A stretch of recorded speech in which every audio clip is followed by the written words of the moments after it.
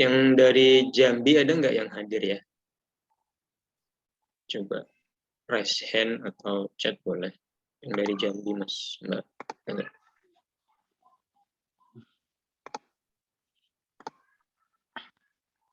Satu, Bang Dedi ya.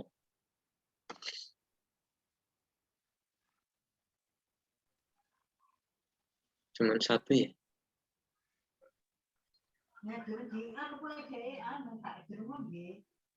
Mojokerto. Jambi, Mas. Setok.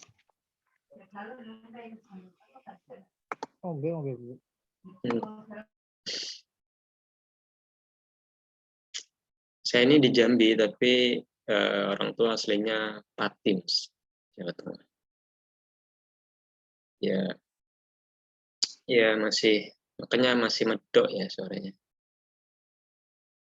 Walaupun lahirnya di Jambi, besarnya di sini. Oke, sudah lewat 2 menit. Saya kita langsung saja ya. Ini sudah saya rekam, jadi nanti insya Allah akan saya share juga setelah sesi live-nya. Sengaja juga tidak saya janjikan ada record supaya ini ya, supaya pengennya teman-teman yang lain juga serius gitu ya. Kalau pengen belajar harus hadir di kelasnya gitu. Pengennya sih gitu ya. Palingan 2 jam maksimal kan, nggak sampai seharian. Tapi ini saya record, dan nanti teman-teman kalau jangan langsung offline ya. Teman-teman saya bilang ada recordnya langsung pada offline. Tapi kalau teman-teman ada kegiatan yang tidak bisa ditinggalkan, monggo nanti boleh nanti di pertengahan atau menjelang akhir boleh live, nanti hasil recordnya akan saya share. Baik, bismillahirrahmanirrahim. Saya ulangi lagi. Assalamualaikum warahmatullahi wabarakatuh. Selamat malam teman-teman semua. Terima kasih sudah meluangkan waktu malam hari ini. Selamat bergabung juga untuk member-member baru. Ada sekitar, kalau dari tanggal 14 Juni itu nambahnya sekitar 80-an. Jadi ada 80 member baru. Nanti di 400 akan saya close sampai akhir tahun. Kalau seandainya saya buka lagi, tolong diprotes ya, dikritik saja. Karena itu pasti jadi tidak nyaman kalau sudah janji ditutup tapi dibuka lagi. Pengennya eksklusif juga sih sebenarnya. Hari ini, sesuai yang sudah kita diskusikan sebelumnya, materinya adalah soal riset keyword. Ini adalah jenis pertanyaan yang paling banyak saya dapatkan, baik di grup maupun di Japri, inbox, dan WhatsApp soal riset keyword. Maka harusnya sih ini topiknya dari awal ya sesi live-nya, cuman karena sesi live itu kan tidak dalam rencana silabus dari awal, jadi memang akhirnya lompat-lompat. Tapi insya Allah paling tidak ini akan bermanfaat juga untuk perjalanan teman-teman ke depannya. Amin, terima kasih Mas Nugi doanya. Mudah-mudahan Mas Nugi juga semangat terus untuk ngeblog. Oke, saya akan share screen ya. Langsung saja share screen, saya stop video.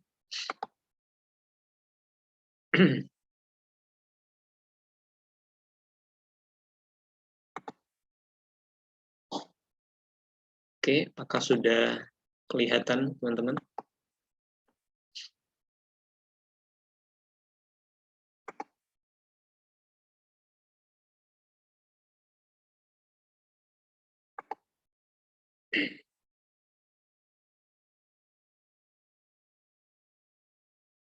Sebentar, saya akan share screen yang versi lebih sederhana.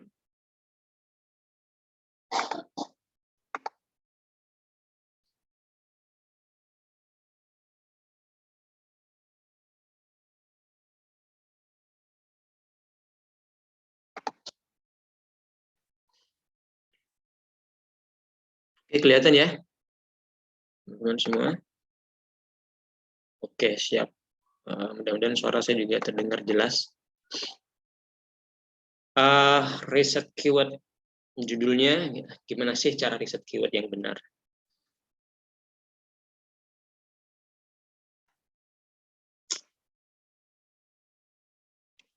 Baik, salah satu alasan kenapa kita harus riset keyword adalah bahwa konten yang kita tulis itu kan sebenarnya golden goal-nya adalah dimana kita bisa menyajikan ini ya, solusi untuk setiap permasalahan yang dihadapi oleh pembaca di luar sana. Cuman kalau kita tidak mengetahui apa masalahnya, maka konten yang kita berikan menjadi tidak tepat sasaran. Yang pertama. Yang kedua, kalau konten kita tidak menjawab solusi, maka tidak ada yang baca. Nah, riset keyword itu step untuk mengetahui atau step untuk kita bisa membaca kondisi di luar sana. Sebenarnya orang itu butuh apa sih? Sebenarnya orang itu ingin baca apa? Nah, blogger-blogger personal yang bukan bermain di Google AdSense atau di sektor bisnis ya, maksudnya bukan cari duit di internet, itu kebanyakan mereka menulis apa yang ingin ditulis. Biasanya ini orang-orang yang memang berkecimpung di dunia literasi, apakah dia penulis novel, cerpen, dan sebagainya. Karena mereka memang diajarkan dari dasarnya, dari sananya, itu menulis apa yang ada di kepala mereka, menulis apa yang mereka temui, menulis apa yang mereka lihat, dan sebagainya. Sehingga banyak sekali teman-teman yang basicnya pure menulis itu kesulitan mendapatkan pembaca. Kalah dibandingkan dengan blogger-blogger mainstream yang tidak punya latar belakang menulis, jadi aneh. Maka solusinya adalah dengan riset keyword. Dengan riset keyword kita bisa menyajikan konten-konten yang memang orang butuhkan, bukan sebatas apa yang ingin kita tulis, melainkan memang apa yang ingin orang baca. Itu latar belakang mengapa kita perlu melakukan riset keyword. Nah, teman-teman kalau bermain di Google AdSense atau di bisnis lainnya, termasuk toko online, affiliate, dan sebagainya, riset keyword itu wajib, nggak boleh dilewatkan.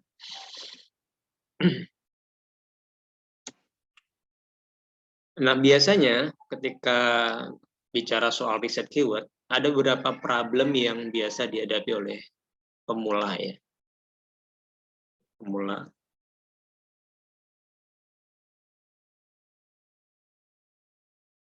Kok saya tidak nyaman ya dengan ini ya. Saya full saja lah.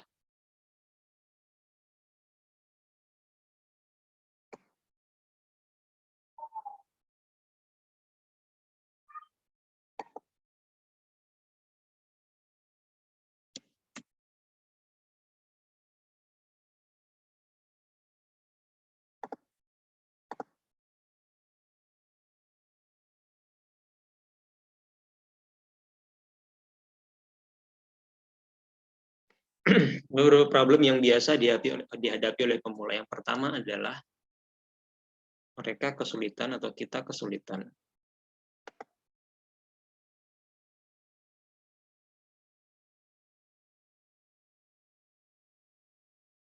Sorry sebentar. Nah, problem yang pertama adalah mulai dari mana sih Mas untuk mendapatkan kata kunci itu? Nah, biasanya problem ini dijumpai oleh yang teman-teman kita yang memang baru mulai terjun di dunia blogging. Bingung gimana sih harus melakukan riset, apa sih yang harus saya pakai ketika melakukan riset, apa sih kata kunci yang harus saya gunakan ketika menggunakan riset. Kebanyakan mereka hanya melihat sesuatu itu dari ini ya, dari satu keutuhan utuh. Misalnya nih, mereka membidik atau membahas niche-nya kesehatan, maka kebanyakan mereka menggunakan kata kunci umum, misalnya kesehatan, sehat, dan sebagainya, sebagai kata kunci dasarnya. Padahal penggunaan kata kunci dasar itu menentukan apa yang nanti dimunculkan oleh tools, apapun toolsnya. Apakah Uber Suggest, apakah Ahref, apakah menggunakan Google, dan sebagainya. penggunaan kata kunci yang salah juga akan mengakibatkan kita mendapatkan respon yang salah juga dari tools-nya. Nah, ini problem yang paling sering dijumpai oleh teman-teman kita. Yang kedua, kata kunci ini yang kedua ya, kata kunci dasarnya apa, itu yang tadi saya jelaskan. Terus yang ketiga, goalnya apa sih? Mas, saya bingung mau CPC dulu kah, volume dulu kah, atau persaingan dulu. Jadi ketiga ini semuanya penting. CPC penting, volume penting, persaingan penting. Nah, saya harus fokus kemana nih? Bingung, akhirnya kebanyakan ini ya, menggunakan jalan pintas yang paling mudah, biasanya sih gitu. Sehingga akhirnya tidak mempertimbangkan ketiganya sebagai parameter yang penting. Dan yang paling sering ketika memilih jalan yang mudah itu sayangnya banyak yang berhenti. Karena itu mungkin menurut beberapa teman kita itu cara yang paling mudah, stop. Berikutnya, manakah yang harus didahulukan? Apakah keyword pilar, keyword LSI, atau pendukung? Ini juga banyak yang menemukan kendala di sini. Oke, kita mulai dari yang pertama. Mulai dari mana sih? Nah, kalau pertanyaannya adalah ini, maka cara yang paling mudah adalah ada berapa pendekatan ya. Saya coba untuk ini pelan-pelan. Yang pertama adalah teman-teman udah punya planning nih bikin blog apa misalnya. Tentukan niche-nya, sudah punya gambaran. Misalnya saya keluar dulu. Misalnya niche-nya adalah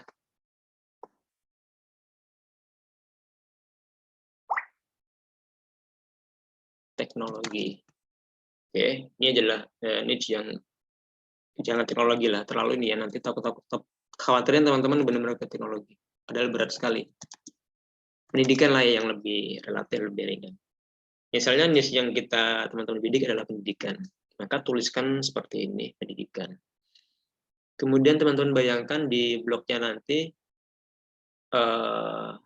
pengen bahas apa. Maka ada subkategori juga ya. Atau kategori utama lah ya, ini kan niche-nya kita ada kategori. Misalnya kategorinya kita bikin misalnya pelajarannya olahraga. Seperti ini.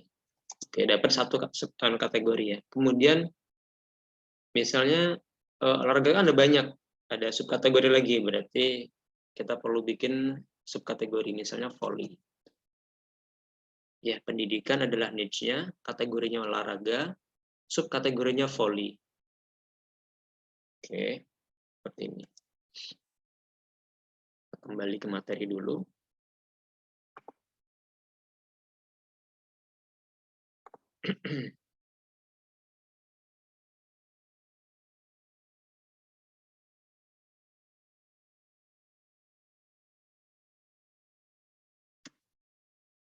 Oke, tentukan niche-nya.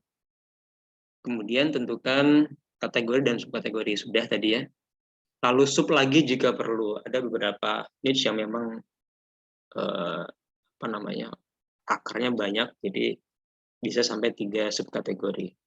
Tentukan lagi jika perlu. Misalnya nih, ada biasanya di teknologi sih. Tutorial misalnya. Tutorial itu bisa tutorial, bisa handphone bisa sub lagi, bisa Android, iOS, ya kan? iOS bisa merucut lagi iOS 7, 8, 9, 10, jadi bisa dijadikan banyak subkategori. Tetapi tidak harus ya, tergantung teman-teman mau dibikin berapa banyak. Tergantung juga pada topiknya. Kemudian pikirkan bagian kecil dari subkategori tersebut. Ini kok jelimet Mas ya? Ya harus, karena tanpa mengenali niche yang kita ingin garap, agak susah menemukan kata kuncinya. Kita harus mengenali dulu dan tahu banyak tahu kosakata dan juga frase-frase yang berhubungan tentang niche kita. Kemudian pikirkan masalah yang kemungkinan dihadapi oleh target visitor kita atau pertanyaan yang mungkin muncul di benak mereka. Ingat, ini posisinya adalah sebagai pembaca atau visitor. Saya ulangi, tentukan niche-nya, tentukan kategorinya, kemudian subkategori, lalu pikirkan bagian-bagian kecil dari subkategori tersebut, ya, bagian-bagian kecil. Ini bentuknya frase ya, kata ya, berarti kosakata. Kemudian pikirkan masalah apa yang kemungkinan muncul atau dihadapi oleh visitor atau target pembaca kita. Atau pertanyaan yang mungkin mereka miliki boleh berupa solusi atau berupa masalah, tapi dalam bentuk pertanyaan. Maka konkretnya seperti ini teman-teman.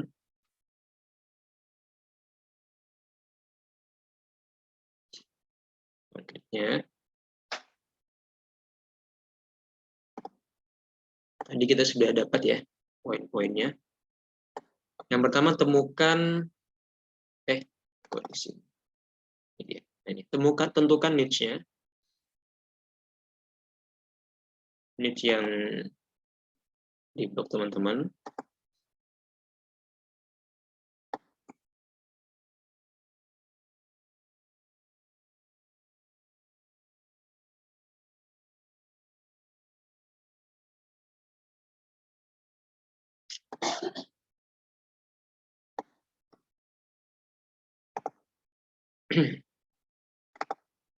Oke, seperti ini. Sudah dapat niche-nya, kategori dan subkategori.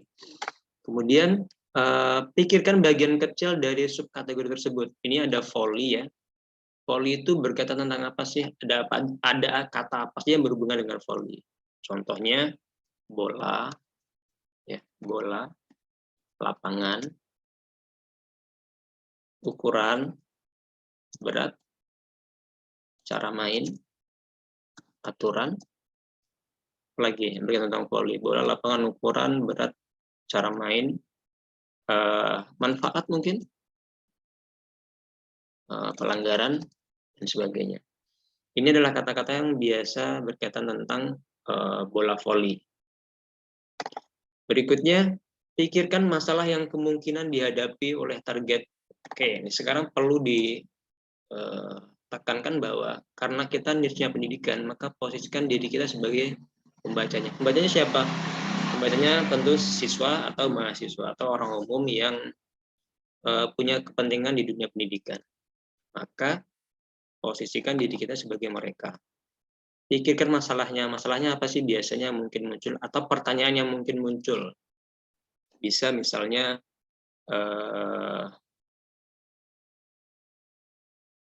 bagaimana cara, berapa, di mana, apa lagi ya, bola voli. Kira-kira pertanyaan apa lagi yang muncul tentang bola voli? Bagaimana cara, berapa, di mana, sebutkan. Nah, kalau kita perhatikan ini sebagian besar adalah bentuk pertanyaan yang standar ya.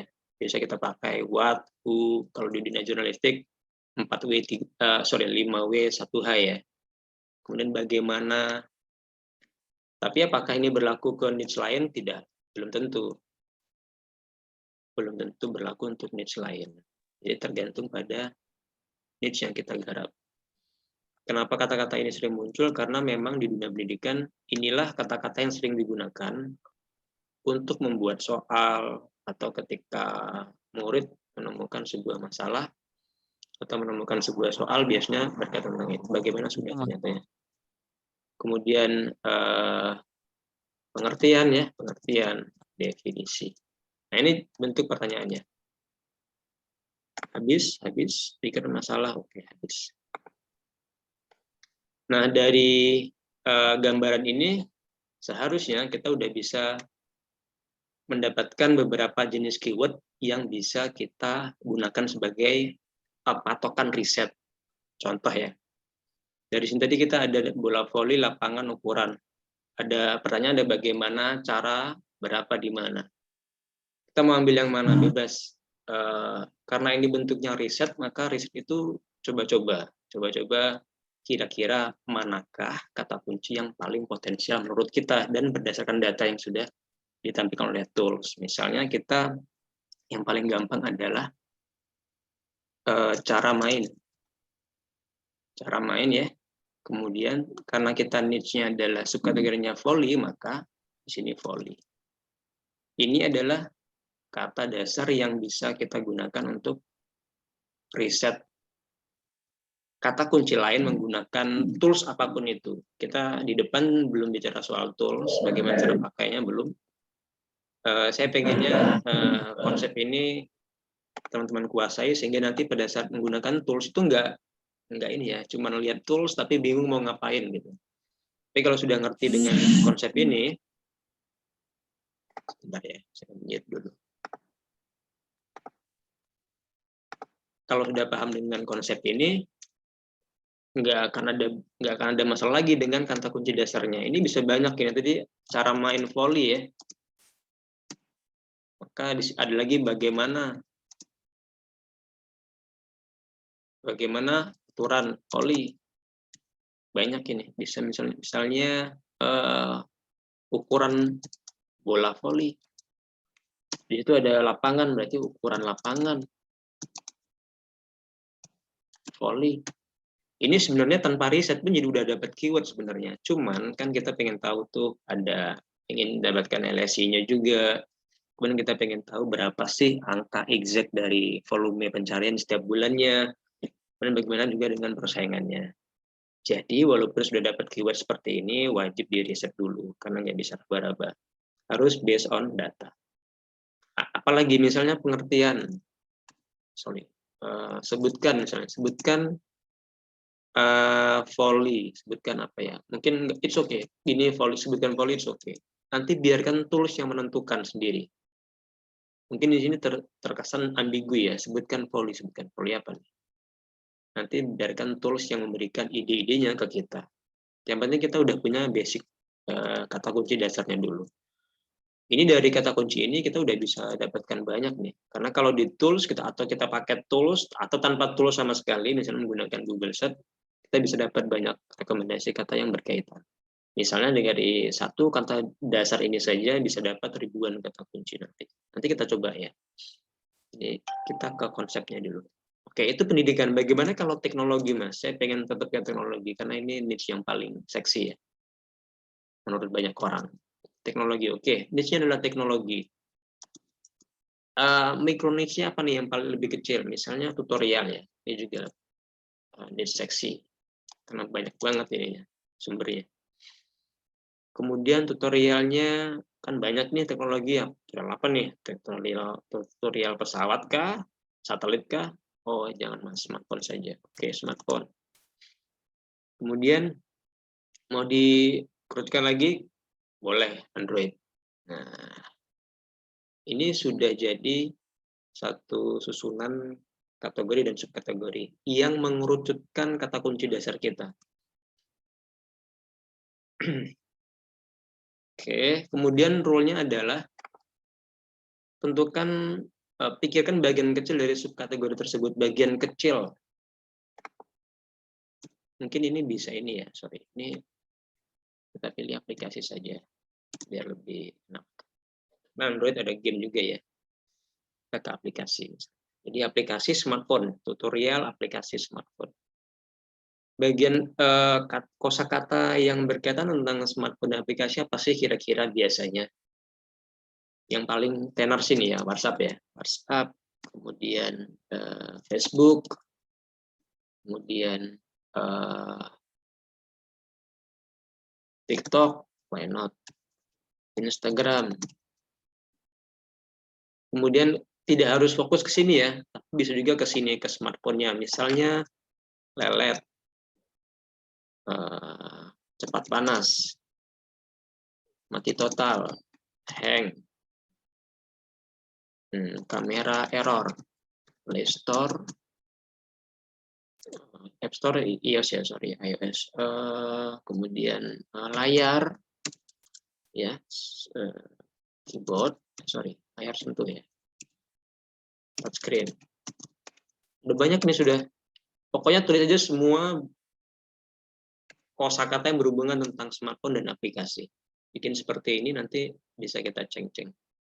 Kemudian pertanyaannya, wah jelas banget kalau pertanyaan udah jelas cara mengatasi, solusi, ini banyak banget nih. Bagaimana cara menggunakan tips, persoalan misalnya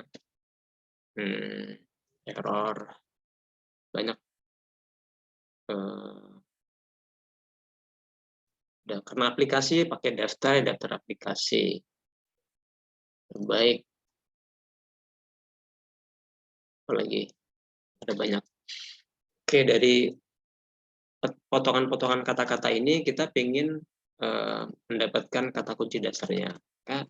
Mas tinggal cocokin aja nih dari potongan-potongan ini kira-kira apa sih yang bisa kita cocokin. Pertama misalnya cara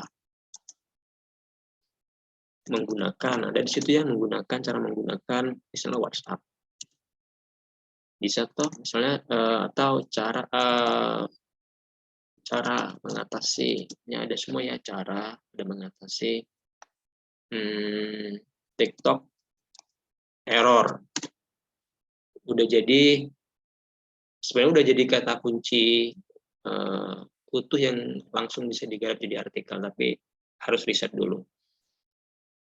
Bagaimana kalau Mas kan anggapannya adalah Mas memang kan sudah terbiasa, oke berarti gini aja, udah terbiasa mendapatkan kata kunci seperti ini, makanya gampang untuk merangkai ini. Bagaimana kalau orang lain yang tidak punya pengalaman melakukan hal ini sebelumnya? Maka tinggal gini saja, potongan saja TikTok error misalnya, menggunakan WhatsApp. It's okay, 2 kata boleh. Yang penting jangan 1 kata. Kalau 1 kata nanti hasil risetnya, toolsnya dia akan terlalu luas, sehingga kita nggak bisa dapatkan gambaran yang spesifik. Sedangkan kita pengennya pembahasannya spesifik. Kemudian solusi touchscreen. Nah, udah gini aja, it's okay. Nanti tools yang akan membantu kita menemukan keyword-keyword potensial lainnya. Kalau kita udah langsung susun begitu, apa gunanya lagi tools? Nggak bisa dipakai lagi. Artinya fungsinya udah kita gantikan ya, bukan sebaliknya. Yes. Yang lain misalnya daftar, misal tips kamera. Nah, gini it's okay, no problem. Intinya kata kunci dasarnya kita udah dapat. Nanti soal kata kunci yang potensial itu tugasnya tools yang untuk membantu kita mendapatkan kata kunci yang potensial. Bukan tugas kita. Tugas kita adalah menemukan ini, kata kunci dasar yang sesuai dengan needs yang kita ingin garap. Nah, problem ini yang sering dijumpai teman-teman kita mungkin di embrio dan di luar sana, di mana teman-teman kita kesulitan menemukan kata kunci dasarnya, sehingga ketika riset kebanyakan ya kalau tidak diam biasanya sih mengintip dari kompetitor, biasanya sih itu, atau menggunakan kata kunci yang terlalu general. Misalnya dia mainnya teknologi, yang diketikkan di toolsnya teknologi juga, wah itu luas sekali dan juga tidak spesifik ke topik tertentu. Sehingga nanti ujung-ujungnya artikelnya menjadi gaduh-gaduh. Oke, itu adalah konsep pendekatan kita menemukan kata kunci dasar. Mudah-mudahan saya berharap ini bisa dipahami dan nantinya bisa kita praktekkan menggunakan tools. Oke, kita kembali ke materi.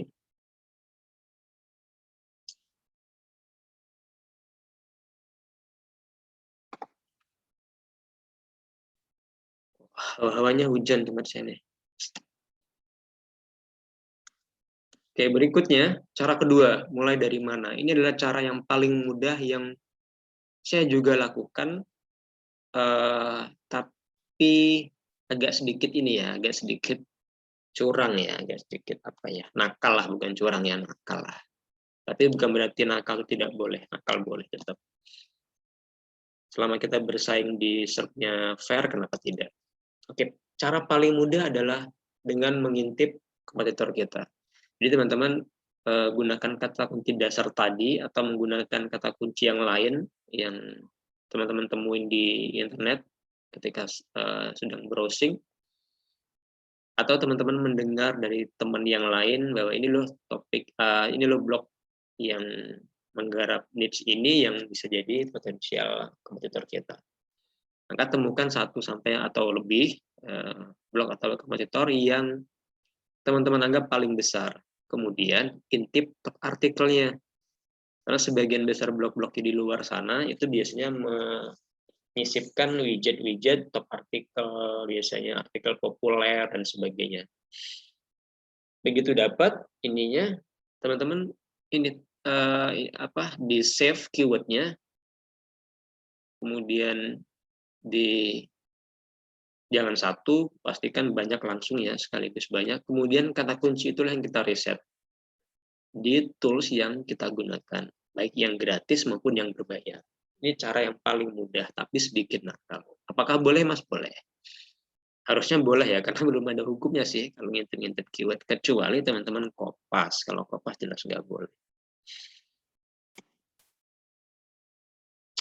Nah, atau cara yang paling mudah adalah menggunakan Ubersuggest atau tool serupa.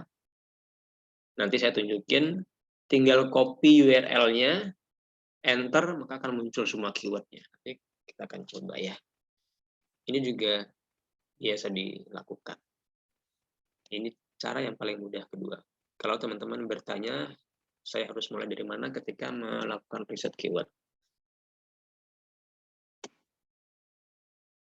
Oke, bonus tipsnya adalah ketika teman-teman menggunakan tools riset apapun itu, coba pakai kata kunci yang spesifik. Kata kunci spesifik yang mewakili banyak frase. Bingung ya? Ya, saya juga bingung merangkai kata-katanya supaya mudah dipahami. Tapi saya coba berikan contoh. Contohnya seperti ini. Nah, ini adalah kata kuncinya spesifik. Spesifik misalnya di definisi itu kan spesifik definisi. Tapi dia mewakili banyak frase. Maksudnya bisa definisi pelajaran, bisa definisi istilah, bisa definisi bahasa Inggris. Jadi bisa banyak niche yang kita sentuh, cuman spesifiknya pada definisi saja. Kemudian cara juga bisa. Cara juga bisa mewakili banyak frase, bisa cara mengatasi di niche kesehatan, bisa cara mengatasi di niche teknologi, sama-sama cara mengatasi. Cuman spesifik pada cara saja. Artinya dia berbentuk tutorial atau tips. Kemudian menggunakan juga bisa menggunakan, ini kan banyak, bisa menggunakan aplikasi, menggunakan hijab, menggunakan sepatu, menggunakan obat nyamuk mungkin dan sebagainya. Kemudian manfaat juga. Ini kata-kata kunci seperti ini kalau teman-teman gunakan, hasil pencariannya akan ratusan ribu. Cuman dia mewakili banyak niche, mewakili banyak frase, sehingga teman-teman perlu mensortir satu persatu manakah yang sesuai dengan niche yang ingin teman-teman garap. Hasilnya banyak, cuman repot mensortirnya, itu saja. Apakah ini efektif? Efektif. Karena teman-teman cukup sekali, hasilnya ratusan ribu. Tinggal download, nanti sortir di Microsoft Excel. Ini saya gunakan kemarin pada saat saya share yang keyword riset yang kemarin itu, kan banyak yang low competition tuh ya. Nah, ada yang masih apa gitu, yang ini juga dia juga berarti mengenai frase yang digunakan. Dan cukup menggunakan satu frase, kalau nggak salah saya menggunakan frasenya, ada kata kuncinya adalah satu, yaitu sebutkan, itu saja. Sebutkan, terus saya enter, keluar hasilnya, tinggal download. Cuman sebutkan kan banyak tuh, ada sebutkan tentu, ada sebutkan pelajaran, ada sebutkan mungkin berkaitan tentang teknologi, ada sebutkan yang lain yang perlu disortir lebih lanjut. Karena hasilnya pasti akan luas sekali. Misalnya faktor, ini faktor banyak banget, bisa pendidikan, bisa faktor bisa di dinas kesehatan juga, bisa di teknologi juga dan sebagainya. Cara cek, cara mengetahui juga mewakili banyak niche, mewakili banyak frase, tapi efektif untuk mendapatkan kata kunci lain yang mungkin potensial. Oke, berikutnya, goalnya apa sih? Nah, ini problem berikutnya. Goalnya apa? CPCK, volumeka, atau persaingan? Nah, untuk perkara ini sebenarnya pendekatannya ada dua, dan mungkin ada lebih banyak di luar sana yang menurut para praktisi SEO juga bisa dijadikan sebagai pendekatan. Tapi saya biasa menyarankan ke teman-teman yang di embrio atau di yang lainnya ke dua pendekatan ini. Satu, fokus pada persaingan kalau blog teman-teman masih baru. Jangan dulu mikir jangan fokusnya ke CPC dan volume dulu. Kenapa? Karena Iya, seperti sebuah bisnis, blog ini juga ini ya, ada persaingan yang berat, ada persaingan yang ringan, dan ada yang menengah juga. Nah, kalau teman-teman masih baru tapi sok-sokan ya, mohon maaf, sok-sokan pengen terjun ke sektor yang sudah padat, itu ada beberapa kemungkinan. Teman-teman kehabisan bensin, kemudian stop, atau teman-teman bosan, kemudian stop. Yang ketiga, teman-teman merasa gagal dan menyalahkan tutornya. Ini sering banget ya. Yang kemungkinan yang terakhir mungkin bisa saja teman-teman berhasil masuk. Tapi tentu karena persaingannya berat, teman-teman butuh energi lebih, butuh energi ya, energi tenaga, tangan, pikiran, dan juga energi di kantongnya, sanggup atau tidak. Keempat skenario sangat mungkin teman-teman temuin, dan banyak juga yang berhasil juga, ada juga yang berhasil. Tapi kalau teman-teman blognya sudah berjalan 1 tahun atau mungkin ya 10 bulan lah, tapi saya memberikan patokan 1 tahun, karena itu menentukan, ya setahun itu kan renew ya, memperbarui ya. Kalau teman-teman memutuskan untuk memperbarui sebuah domain yang dipakai, terlepas dari berhasil atau gagal, itu menunjukkan keseriusan kita. Jadi kalau sudah setahun lebih, kita bisa berasumsi bahwa kita punya keseriusan di situ, terlepas apakah blognya sudah berhasil atau belum. Nah, kalau sudah begitu, fokusnya pada CPC dan persaingan. Dan volume ya, ketiganya. Jadi fokusnya ketiganya. Tujuannya itu tadi untuk nge-push dari segi earning, dan juga ya mulai berani bersaing lah di volume-volume gede. Ya silakan teman-teman posisikan ada di mana. Kalau di pemula, di baru, di posisi pertama. Kalau sudah stabil atau sudah berjalan, fokusnya. Nanti saya akan tunjukin Mas gimana cara kita melakukan sortir CPC persaingan dan volume yang biasa saya lakukan ya. Kalau teman-teman sudah punya metode sendiri, ya monggo dipakai. Oke, berikutnya bonus tipsnya adalah cara menemukan high paying keyword. Nah, ini soal CPC nih. CPC ini yang tricky ya, maksudnya tricky. Ada banyak pendapat di sana, ada banyak perdebatan. Tidak ada yang salah, saya pikir, karena itu berkaitan tentang pengalaman masing-masing. Tapi secara teori CPC itu kan berhubungan dengan industrinya, seberapa besar industrinya. Karena ini bicara soal iklan, kita juga pasti akan bersinggungan dengan seberapa besar sih pasarnya. Misalnya nih, smartphone dibandingkan dengan obat nyamuk kan pasti ya budget iklannya beda ya. Atau misalnya perusahaan pesawat terbang misalnya, atau perusahaan yang jangan terlalu pesawat terbang deh, yang lebih ini. Misalnya laptop lah, laptop gaming misalnya. Dibandingkan dengan industri lain, sabun mandi, tentu budget iklannya berbeda. Kebesaran industrinya juga berbeda. Kemudian dipengaruhi oleh seberapa besar budget iklan dari pengiklannya juga. Lalu seberapa besar pengiklannya. Misalnya ya perusahaan Samsung misalnya dengan perusahaan yang mungkin UMKM yang baru merintis bulan lalu, tentu budget iklannya berbeda. Nah, kalau kita kontennya ternyata berhubungan tentang dapatnya adalah UMKM yang baru mulai bulan lalu, ya jelas tipsnya kecil. Tapi kalau konten kita relevansinya itu dengan industri yang atau brand atau produk yang sudah lebih maju, gede, dan tentu budget iklannya besar, maka CPC-nya juga otomatis juga ikut besar juga. Maka untuk menemukan HPK sebenarnya kita cukup menggunakan kata kunci yang berhubungan tentang di poin pertama, soal industrinya, soal brandnya, dan juga soal budget iklannya. Misalnya nih, beberapa industri yang saya pikir punya potensi CPC lebih tinggi. Dan saya yakin teman-teman juga sudah pernah dengar soal CPC ini. Misalnya di industri otomotif, perhiasan, perkantoran elektronik, fashion, finansial, investasi, bisnis teknologi, dan server. Ini industri-industri yang punya potensi CPC paling besar dibandingkan industri-industri yang lain. Maka kalau teman-teman pengen dapat CPC, fokusnya ke CPC, ya udah berarti bahasnya ke area-area ini. Ya mungkin ada beberapa area lain yang tidak saya sebutkan, Tapi kalau teman-teman sudah melakukan riset dan datanya menunjukkan CPC-nya bagus, boleh digarap. Tapi konsep pendekatannya itu di sini. CPC itu berhubungan dengan industrinya, dengan produk, seberapa besar produknya, bukan besar ukurannya ya, tapi besar dari value-nya, kemudian perusahaannya seberapa besar, karena itu akan mempengaruhi budget iklan. Alright, kemudian saya ingin tunjukkan yang kita kembali ke yang tadi. Yang sini. Oke, saya keluar dulu. Baik, tadi adalah kita sudah dapat kata kunci dasarnya, beberapa kata kunci dasar ya, yang bisa kita coba untuk riset. Kita mungkin ke Volley ya, ke Volley. Oke, saya akan gunakan Ubersuggest, teman-teman. Ubersuggest. Kita pakai, jangan cara main Volley lah ya, mungkin. Bola volley misalnya.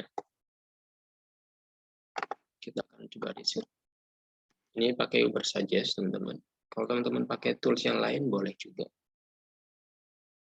Tidak jadi soal.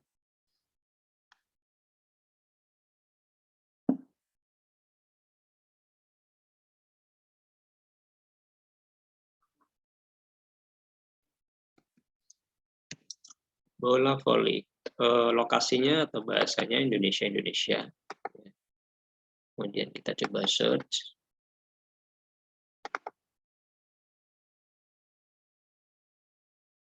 Nanti kita ada sesi Q&A ya Mas ya. Nanti kita ada sesi Q&A. Oke, akan muncul overview seperti ini. Ini dicuekin saja. Kita masuk ke keyword ideas.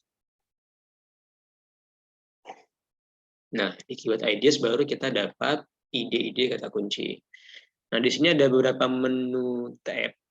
Ada suggestion, ada related, ada question, ada preposition. Kita fokusnya ke related saja. Kita klik related, maka akan muncul ada 5.517 kata kunci. Nah, di sini dari kata dasarnya bola voli, udah muncul nih beberapa, misalnya permainan bola voli diciptakan oleh ukuran bola voli dan sebagainya. Udah muncul di sini. Nah, ada di bagian kanan, ini ada volume. Volume artinya jumlah pencarian setiap bulan. CPC-nya tentu adalah CPC cost per click-nya. Kemudian ada paid difficulty, ini berhubungan dengan iklan berbayar, jadi ini dicuekin saja. Kemudian ada SEO difficulty, ini adalah skor seberapa sulit persaingan di mesin pencari. Ada semakin tinggi semakin sulit.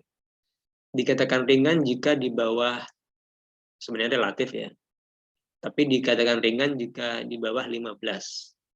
Jadi 1 sampai 15 itu dikatakan sangat ringan. 1 sampai 20, 15 sampai 20 dikatakan menengah, 30 ke atas itu berat sekali. Nah, untuk mensortirnya teman-teman tinggal diklik saja nih, di bagian sini, di bagian SEO difficulty, maka nanti akan disortir berdasarkan angka tertinggi atau angka terendah. Nah, ini kita bisa dapat SEO difficulty-nya ada 6 ya, skornya 6 ini masih ringan berarti. Kemudian kata kuncinya ini semakin panjang long tail ya, long tail. Nah, ini kita tinggal sortir berarti masih kata kunci yang sesuai dengan niche yang ingin kita garap. Sudah banyak tuh, volumenya juga masih ribuan.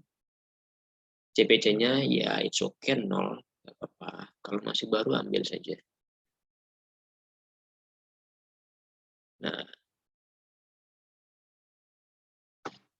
jadi hasil yang muncul di sini itu tergantung pada kata dasarnya. Kalau kata dasarnya keliru di awal, maka hasil yang di sini juga akan, respon yang kita dapat juga keliru. Maka penting sekali teman-teman untuk melakukan ya brainstorming sedikit kecil-kecilan sendirian, atau kalau punya tim, punya teman, bisa saling tukar pikiran mengenai kata dasarnya.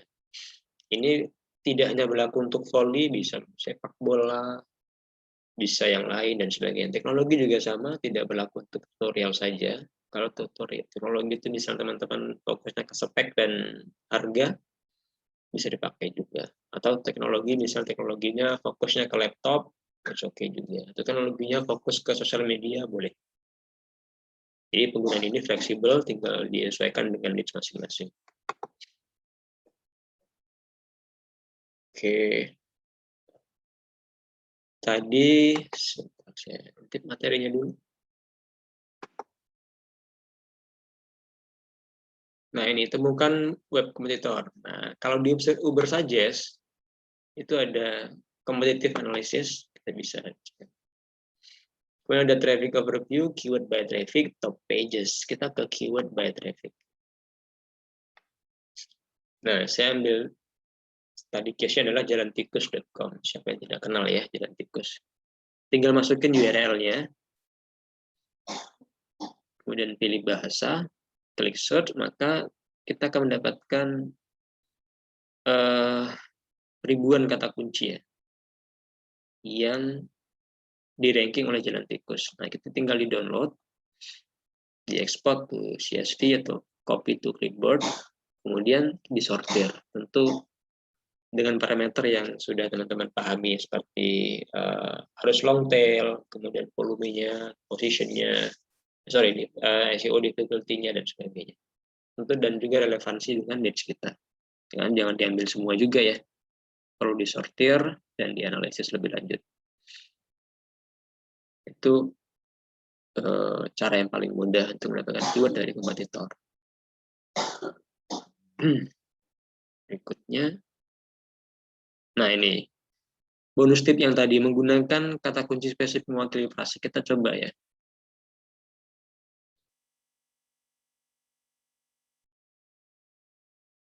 Coba.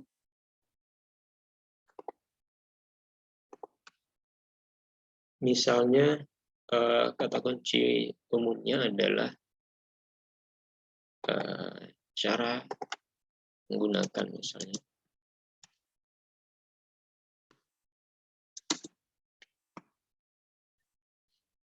Tunggu sebentar.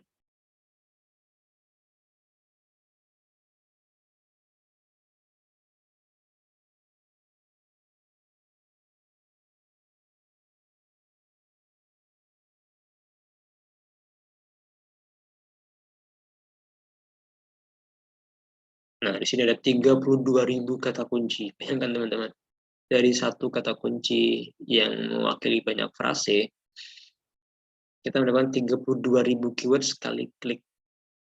Dan saya tidak menyalahkan ya. Maksudnya masih bingung juga kenapa ada yang bingung cara dapatkan keyword, sedangkan keywordnya di sini sudah ada 32.000. Bersaja sekarang sudah murah kok teman-teman ya.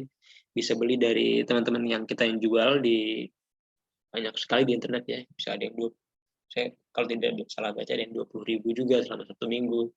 Saya rasa bisa dimanfaatkan juga untuk memotong budget ya. Ada 32.000 keyword, tentu perlu disortir lagi ya, karena di sini ada yang menggunakan test pack, ada Shopee Pay, kan masih random ya, masih mix ya, perlu disortir lagi. Tapi paling tidak dari 32.000 ini masa sih nggak ada 10% aja punya kita, berarti 3.200 keyword yang bisa kita manfaatkan. Atau 1% lah, berarti ada 320 keyword berarti. 320 keyword, kalau teman-teman nulisnya sehari 1, 3 bulan baru habis. Bisa lama ya. Selama baru habis. Jadi tinggal pandai-pandai saja gimana kita menemukan kata kunci dasarnya. Sesuaikan dengan niche kita, misalnya niche-nya apa dari sini. Lalu tinggal di enter menggunakan Uber Suggest. Atau teman-teman mau pakai keyword planner juga boleh. Keyword planner dari Google. Nah, kalau khusus keyword planner, kalau teman-teman ketika mengakses AdWords, mengakses keyword planner diminta iklan, nggak apa, bikin aja campaign-nya. Bikin campaign-nya, satu campaign, terus sampai step akhir, sampai ke pembayaran. Selesaikan saja campaign-nya, tapi jangan dibayar.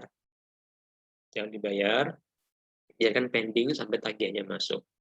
Nah, besoknya, coba lagi login, kemudian akses keyword planner. Insya Allah bisa. Jadi emang keyword planner, kalau zaman kita dulu yang mungkin yang blogger-blogger yang sudah lama, ini kan dulu gratis ya, dan juga jumlah volume serta tidak ditutup. Kalau sekarang diubah oleh Google, aksesnya hanya untuk orang yang pernah beriklan atau minimal bikin campaign, dan untuk yang volume search-nya akan ditampilkan untuk mereka yang sudah beriklan, yang membayar maksudnya, pasang iklan. Kalau iklannya stop, dia akan berhenti, akan disembunyikan lagi.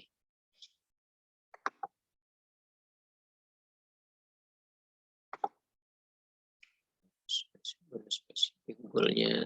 Oke, nah ini soal CPC, volume dan persaingan.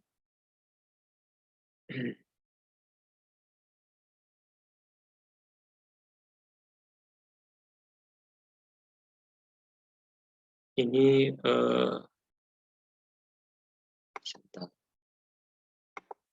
oke, misalnya ya, saya khawatir nih kalau buka aplikasi lagi agak lama.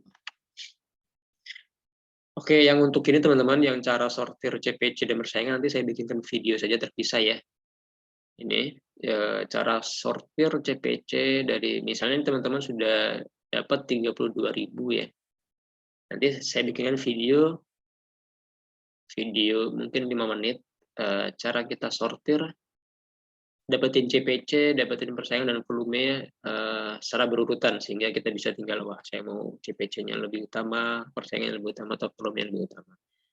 Video tips ini sih hanya sebatas ini ya, tambahan saya, jadi tidak pengaruh ke proses ini, tidak berpengaruh ke hasil pencariannya. Hasil pencarian tetap sama seperti ini, cuman mengolah datanya kalau baru tentu memusingkan sekali. Nah, nanti saya bikin video khusus saja. Kita lanjut ke materi karena masih banyak, masih 30 slide ini, serius. Dan kita baru sampai ke slide nomor 7 kalau nggak salah.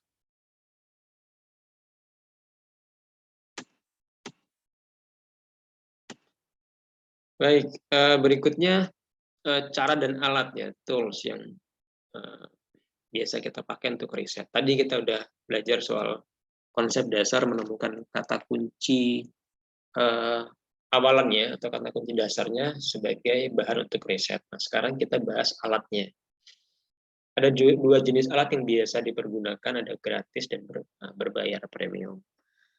Yang gratis ini ya pasti banyak kelemahan, tapi tetap bisa dipakai. Jadi, jangan berkecil hati kalau hanya menggunakan yang gratis, tetap bisa dipakai, walaupun mungkin tidak seakurat juga menggunakan tools.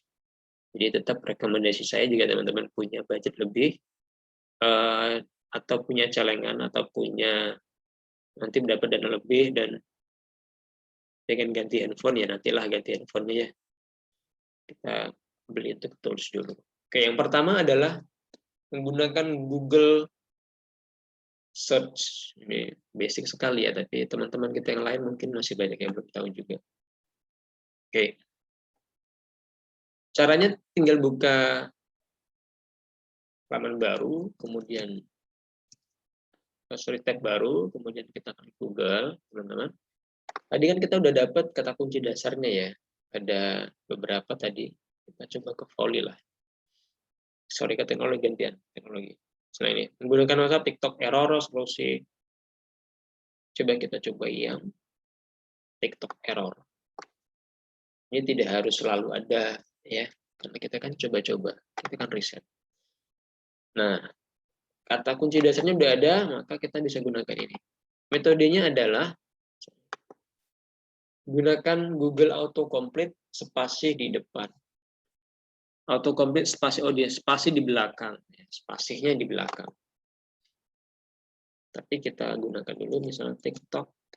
Ketikkan saja TikTok error sesuai dengan kata kunci dasar yang kita dapatkan. Oke, kemudian spasi di depan.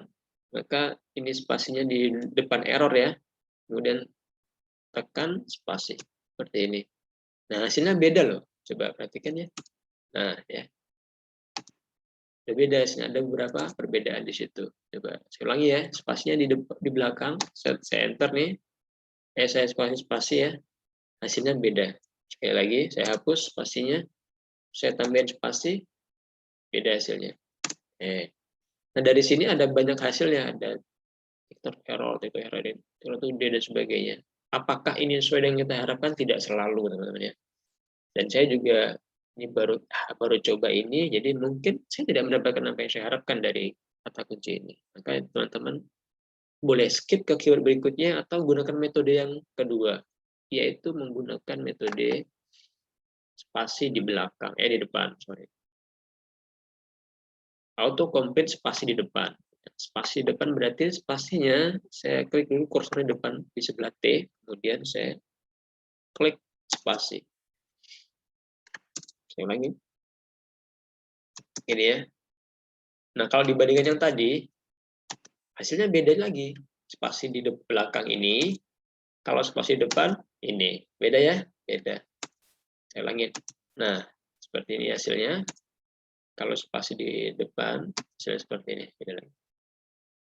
Nah, kata kunci apapun yang teman-teman ketik, hasil pencarian, hasil rekomendasi yang ditampilkan di sini akan berbeda. Walaupun tidak selalu ya. Bisa saja kalau kata kuncinya memang sudah mentok, atau tidak ada yang mencari sebelumnya, kayaknya tidak akan muncul. Karena menurut mitos, mitos ya, karena Google tidak pernah buka suara soal ini.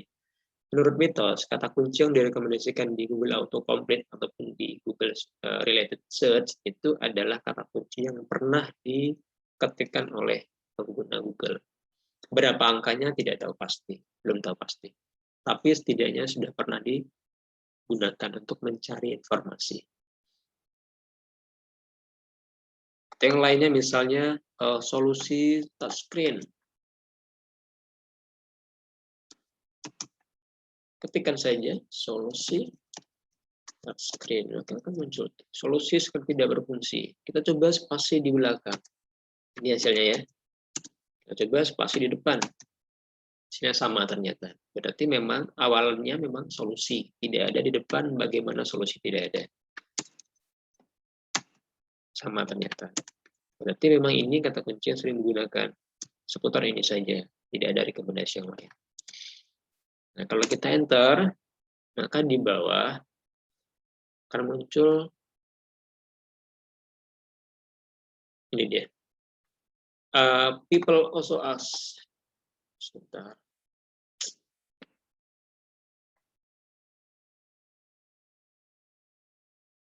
Nah, ini orang juga bertanya. Nah, ini juga bisa jadi rekomendasi kata kunci ini dia. Ini juga bisa jadi rekomendasi kata kunci. Orang juga bertanya, artinya selain kata kunci yang kita ketikkan di atas, ini loh ada kata kunci lain yang juga digunakan oleh orang yang punya problem yang sama. Kemudian kalau kita scroll lagi ke bawah, ada lagi di bawah. Nah, ini dia. Penelusuran terkait atau related search. Ini juga bisa kita pakai. Nah, ini adalah yang akan menjadi LSI dari artikel-artikel teman-teman. Tinggal di copy saja semua, disimpan ke notepad untuk menjadi kata kunci. Nah, problemnya adalah jika menggunakan tools ini, kita tidak tahu pasti berapa angka pencariannya. Kita tidak bisa mengira-ngira berapa banyak sih orang yang punya masalah dengan touchscreen-nya. Kalau menurut saya sih banyak sih, banyak banget. Cuman masalahnya mungkin beda-beda. Ada perbedaan minor ya, misalnya tidak responsif, atau ghost touch, atau lamban, atau dead pixel dan sebagainya. Jadi lebih spesifik lagi. Nah, kalau pengen mantep, ya solusi touchscreen dibahas semua. Solusi touchscreen untuk dead pixel, solusi touchscreen untuk yang lelet, solusi touchscreen untuk yang ghost touch. Jadi semuanya dapat. Oke.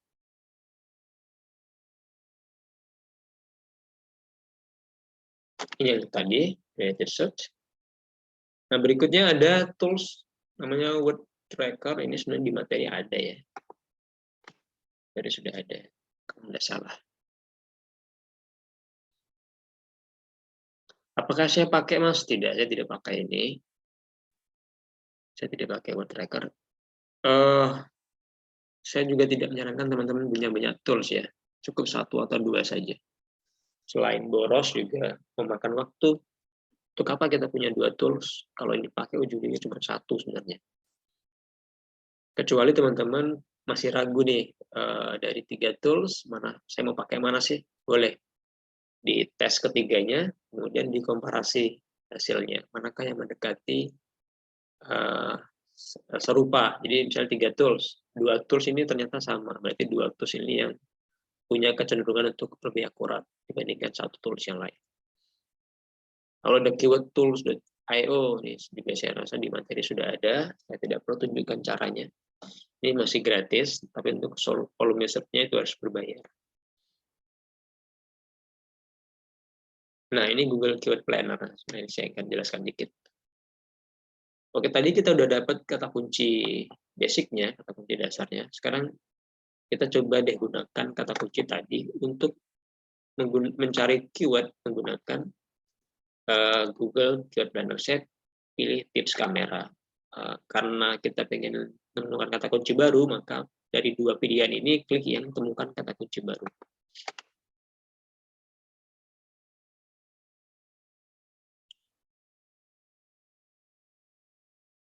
Lalu ketikkan tips kamera.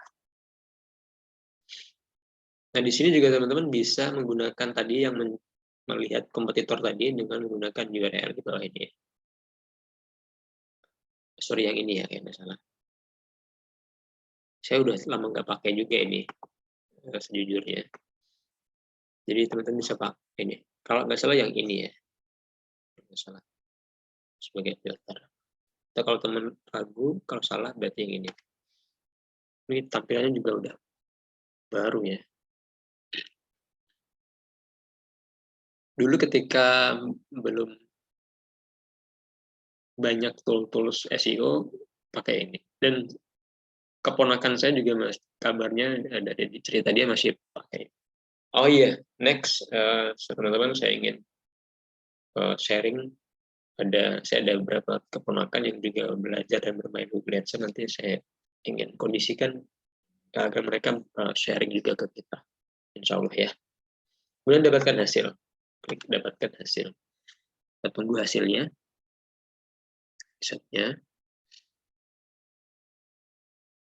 Oke, muncul seperti ini. Nah, ini kata kunci yang juga cukup banyak digunakan sepertinya ya. Ini volumenya disembunyikan jadi 100 sampai 1000. Jadi rank angkanya 100 sampai 1000. Apakah dia kalau di Google kan kelihatan ya 1000, 200, 110, 360. Kalau di sini tidak, dia hanya berubah rank saja. Jadi di antara dari mulai 100 sampai ke 1000, bisa saja 200, bisa 5000, bisa 9900, bisa 101 dan sebagainya. Kita tidak tahu berapa exactnya pastinya, tapi ranknya disebutkan 100 sampai 1000. Nah, kalau di tools ini saran saya ambil yang 1000 sampai ke 10.000. Kalau sudah stabil, kalau belum ya ambil yang seperti ini dulu, yang 100 sampai ke 1000. Nah, untuk lihat CPC-nya, kalau zaman dulu Keplan ini langsung menampilkan CPC di sini, seingat saya zaman dulu ya. Dan kalau tadi saya perhatikan, ternyata mereka menggunakan bit bagian rentang rendah dan rentang tinggi. Artinya CPC-nya di antara ini juga. Terendahnya 500, tertingginya 1000, misalnya ini ya. Rentangnya. Berarti CPC ditagihkan ke pengiklan itu rentang minimalnya Rp577, yang tertingginya 1.154. Artinya bisa 580, bisa 1000, pokoknya tidak lebih dari 1.154 dan tidak kurang dari Rp577 rentang CPC-nya. Bervariasi ya, beda-beda, nggak bisa jadi patokan pasti.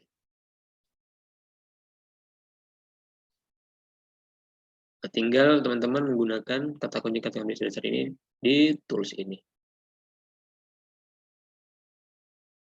Kalau lebih mau akurat, tinggal ini. Seingat saya sih di forum SID ada jasanya Mas, jasa untuk menampilkan ini. Jadi nanti sistemnya adalah dia punya akun master, nanti teman-teman akan diundang sebagai akan diberi kalau nggak salah, atau diundang ya kalau nggak salah, saya kurang jelas juga, menjadi sub akun dia, sehingga teman-teman seolah-olah sebagai staff dari dia, sehingga ini bisa terbuka.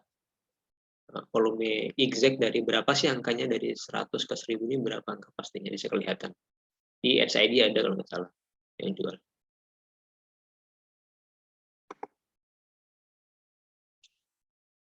Oke, itu menggunakan Google Keyword Planner.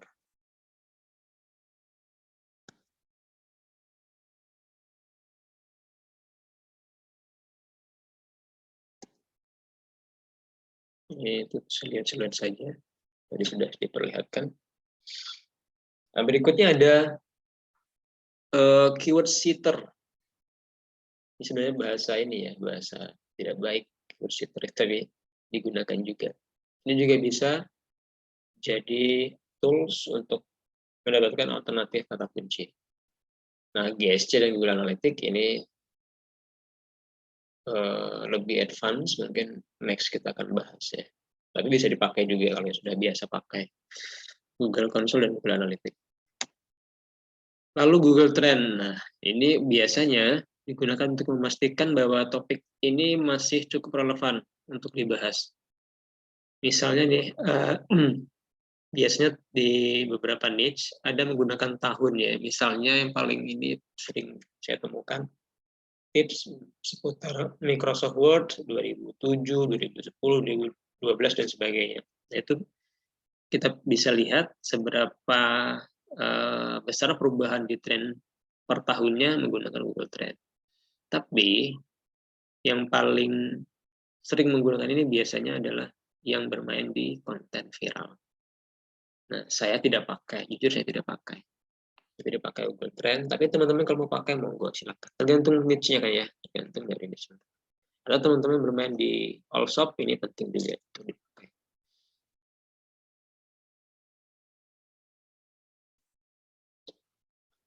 Nah, yang tadi Uber saja sudah kita coba tadi ya, Ubersuggest, bagaimana cara pakai dan sebagainya.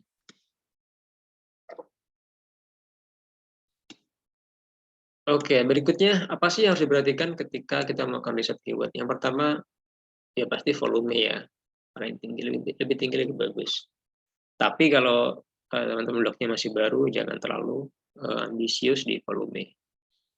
Sedikit sadar diri bahwa kita masih baru, itu lebih baik ketimbang kita terlalu ambisius, malah akhirnya kesandung dan jatuh. Jadi mendingan ambil volume yang rendah dulu, yang ratusan itu oke, nggak apa-apa. Cuman artikelnya nggak perlu 3.000 kata ya. Kalau volumenya cuma 300-400, maka artikelnya cukup 500 sampai 1.000 saja.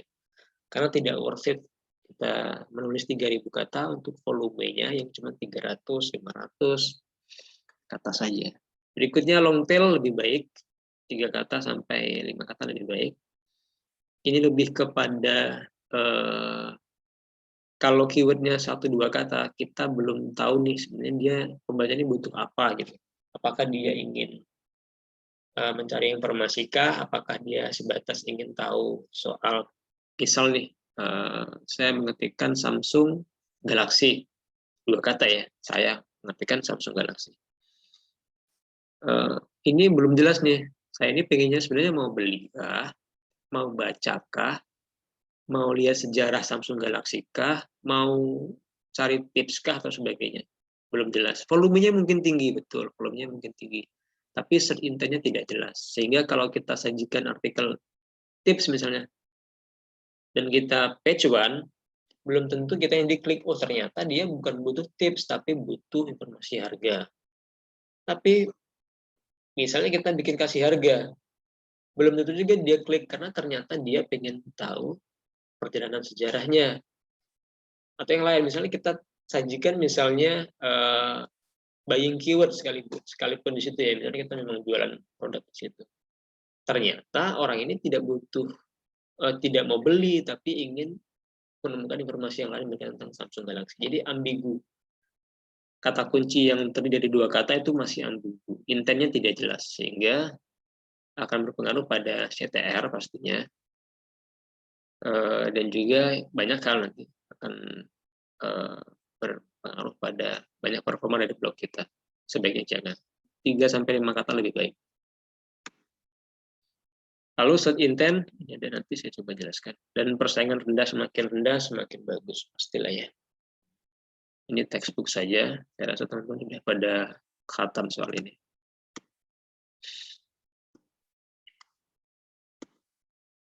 Nah, ini berkaitan tentang short tail dan long tail. Jadi kalau yang short tail itu volumenya mungkin tinggi, tapi conversion rate-nya terbilang rendah. Sebaliknya kalau middle dan long tail itu volumenya mungkin lebih rendah, tapi konversinya lebih tinggi. Jadi kesimpulannya long tail lebih bagus dibandingkan short tail. Ini juga perbandingan soal short tail dan long tail. Karena masih banyak ya, pasti juga saya beberapa menemukan juga teman-teman yang memiliki 2 kata. Ya, it's okay sih kalau untuk ini ya, untuk membuktikan diri boleh, it's okay. Tes-tes. Tapi untuk segi konversi tidak ada untungnya untuk kita. Oke, set intent, mengenai set intent ini juga pembahasan yang textbooks juga. Saya yakin teman-teman sebenarnya basicnya paham juga soal ini. Apalagi teman-teman yang sudah lama berkecimpung.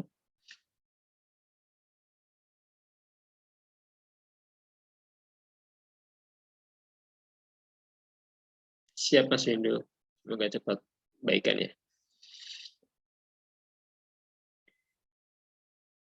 Informasi biasanya ini kebanyakan dibahas oleh blog mainstream seperti Shell Presiden, Jumlah Kalori dan sebagainya. Apa itu blog dan sebagainya informatif, pengertian, tips dan sebagainya informatif. Navigasi ini teman-teman pasti akan menemukan seperti ini, Facebook login, Gmail login. Nah, ini nggak perlu digarap karena ini adalah orang-orang yang intentnya adalah dia lupa dengan URL login Facebook, dia lupa dengan Gmail login Facebook. Dan begitu dia nongol, dan begitu dapat rekomendasi di awal, itu biasanya udah pasti halaman Facebook, halaman Gmail, dan halaman Kaskus. Jadi tidak usah digarap. Pasti nanti teman-teman akan mendapatkan keyword-keyword seperti ini. Volumenya bagus memang, volumenya bagus, kemudian persaingannya rendah, sangat rendah biasanya, tapi jangan digarap. Berikutnya komersial, ini tipenya buying keyword, ya biasanya ketemu dengan marketplace ya nanti teman-teman kalau mau garap tipe ini. It's okay juga, boleh. Terakhir ada buying keyword, ini yang positif beli, juga marketplace juga yang menguasai biasanya. Yang keyword seperti ini kalau teman-teman yang baru main, hindari saja. Kecuali memang jualan ya. Kalau jualan maka gunakan tipe-tipe keyword seperti ini. Nah, premium tools ada beberapa pilihan, ada Ahref, ada Moz, ada Semrush, dan Ubersuggest. Ahref yang paling mahal, tapi paling lengkap fiturnya. Kalau teman-teman bisa patungan lebih baik juga, cuman pakainya gantian. Kabar baiknya ada pada fitur ada layanan gratisnya di URL-nya, nanti saya share. Ya, ini yang gratis, tapi terbatas sekali tentunya fiturnya. Tapi cukuplah untuk 1-10 keyword kalau tidak salah. Kalau untuk desa harian ini masih bisa dipakai. Semrush juga mahal. Moz cukup mahal. Ubersuggest semakin mahal karena dulu awalnya cuma 60.000 per bulan, sekarang sudah mahal ya, sekitar $12 kalau tidak salah sebulannya. Baik.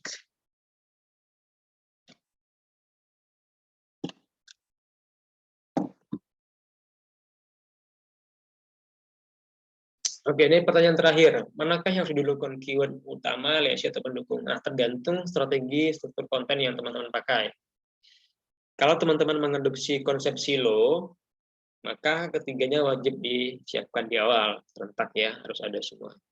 Tapi kalau teman-teman tidak mengadopsi strategi struktur apapun, maka keyword utama dan LSI itu yang paling penting duluan. Pendukungnya nanti ketika artikel-artikel yang sudah naik kelihatan nih. Artikel A naik, misalnya topiknya membahas soal WhatsApp misalnya, maka kita berikutnya bikin pendukung untuk artikel tersebut supaya lebih kuat ya. Kalau teman-teman tidak menggunakan struktur apapun. Tapi kalau menggunakan struktur maka ketiganya wajib disiapkan di depan. Keyword utama, LSI, dan pendukung. Karena itu nanti akan berhubungan. Tapi kalau tidak menggunakan strategi apapun, siapa saja keyword utama dan LSI, tunggu berapa bulan, begitu ada yang naik, itulah yang akan kita siapkan pendukungnya. Artikel itulah yang akan kita siapkan keyword pendukung. Ya, rasa demikian teman-teman. Materi untuk malam ini mudah-mudahan tidak membosankan. Udah malam soalnya ini keselamahan kalau kita live streamingnya malam ya. Biasanya cenderung energinya sudah habis. Silakan jika saya buka sesi pertanyaan, jika ada pertanyaan saya persilahkan. Di chat boleh, di voice pakai voice juga boleh. Silakan, monggo.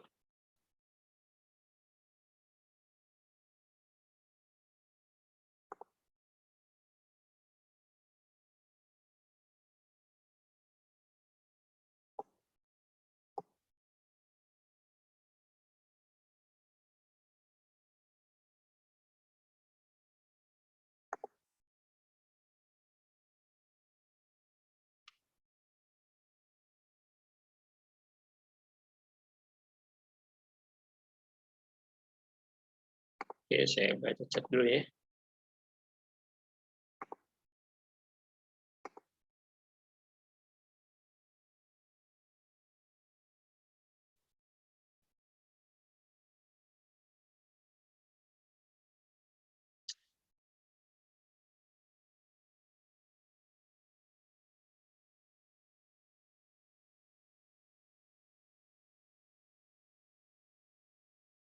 Baik, mulai dari pertanyaan.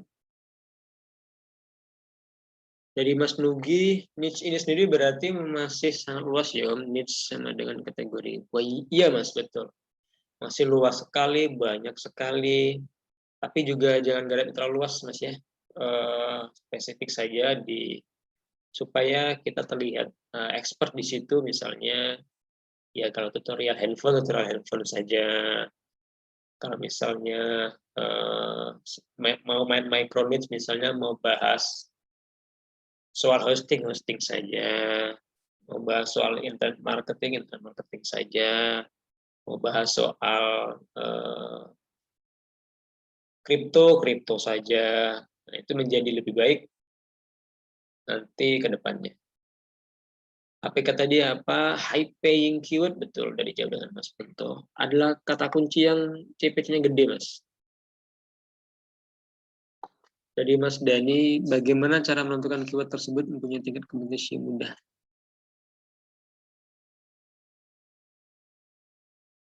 Idealnya, iya. Baik, saya coba jawab yang Mas Dani dulu, ini lebih agak panjang. Yang pertama, Mas Dani, teorinya begini, teorinya adalah lihat platformnya. Dari 10 misalnya ya, kita pakai inilah kata kunci yang ini yang tadi kita cara menggunakan. Sebentar ya. Saya pakai kata kunci yang dari Ubersuggest tadi. Ini cara menggunakan Siphon Pro di SEO difficulty-nya 5, Mas. Volumenya 2400, saya coba. Oh, saya share screen dulu, maaf.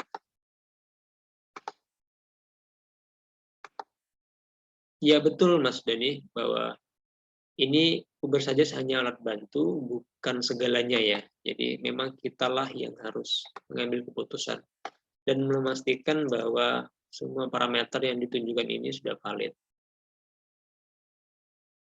Nah, untuk teman-teman yang rajin, yang pengen lebih lebih teliti, lebih terstruktur, boleh melakukan verifikasi manual. Caranya dengan melihat ekosistemnya yang ada di depan kita. Maka copy keywordnya, kemudian cari di sini, di Google. Teori yang pertama adalah kita lihat platformnya. Sebuah kata kunci dikatakan ringan jika di page 1 itu kan ada 10 ya, 10 sampai ada 10 kalau nggak salah, ada 10, ada struktur data juga. Biasanya kalau ada struktur data, video dan sebagainya, dia jadi 12, jadi lebih banyak. Pokoknya kita patokan 10. Ada 10 hasil pencarian. Dari 10 tadi, ada tidak satu spot yang dihuni oleh platform-platform misalnya Blogspot, WordPress, Quora, sosial media, dan forum. 5 ya. Mungkin teman-teman yang lain pernah dengar yang lain, ada 6 atau 7, it's okay. Selama platformnya adalah berbentuk user generated, insya Allah betul. Jadi kalau saya ada 5. Blogspot, kalau dia menggunakan, jadi dari 10 ini kan kita dapat 10 hasil ya, Mas ya. Ada 1 sampai 10. Dari ke-10 ini ada satu spot yang ternyata dihuni oleh salah satu dari 5 platform. Blogspot, WordPress.com, Quora, termasuk YouTube dan juga sosial media atau user generated content website. Jika ada, maka kata kunci tadi bisa disebut ringan. Pendekatan berikutnya adalah jika ada dari 10 urutan tersebut ada blog-blog yang relatif baru. Nah, ini perlu pengalaman, perlu jam terbang, perlu banyak pengetahuan juga. Misalnya nih, ada orang yang tahu dengan di sini ada yang pernah dengar dengan jalan tikus, ada yang belum kan ya. Nah, artinya ada yang punya pengetahuan tentang jalan tikus, ada yang tidak. Kalau teman-teman yang sudah tentu menganggap wah jalan tikus nih berat nih. Nah, kalau yang belum tentu dia tidak punya gambaran sama sekali. Nah, pemahaman, pengetahuan siapakah lawan kita ini penting juga. Tapi kalau kita tidak punya pengalaman atau pengetahuan sama sekali, maka kita perlu cek satu-satu. Tapi kan repot ya, satu-satu. Yang pertama perlu dicek DAPA-nya, domain authority-nya. Kemudian perlu dicek SEO on page-nya sudah bagus belum. Misalnya, di sini ada beberapa web, ada tidas.id yang halaman pertama. Ada officialgymberer.com, ada Jalan Tikus nih nomor 3, ada kangarif.net, dan Jaya Herlambang, dan sebagainya. Nah, dari sini, in case teman-teman sudah mengenali berapa yang berat, tapi ada yang terdengar asing misalnya, nah, ini kayaknya blog baru nih gitu, maka teman-teman bisa klik, buka saja, yang kira-kira kita anggap lemah. Saya ini coba ini ya. Kita coba klik.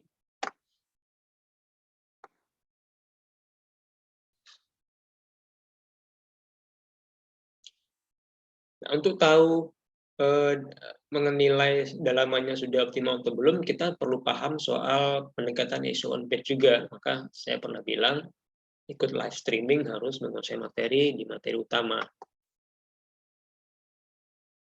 Nah, di materi SEO on page kan kita udah ada beberapa ini ya, rumus ya. Yang pertama adalah keywordnya ada di judul. Kemudian keywordnya ada di permaling. Ya, ada di permaling. Kemudian keywordnya ada di, paling tidak di satu subheading. Kemudian keywordnya ada di alt image. Kemudian ada keyword atau LSC di bagian penutup dan sebagainya. Sudah paham dengan pendekatan SEO on page-nya? Kita cek nih di sini nih. Kan kata kuncinya adalah cara menggunakan Seven Pro. Kita cek apakah di judulnya ada tidak. Kita Ctrl F. Cara menggunakan Seven Pro. Kalau tidak ketemu di Ctrl F, berarti dia menggunakan, kita cek ya, berarti dia kemungkinan menggunakan LSD. Kayak gini saja.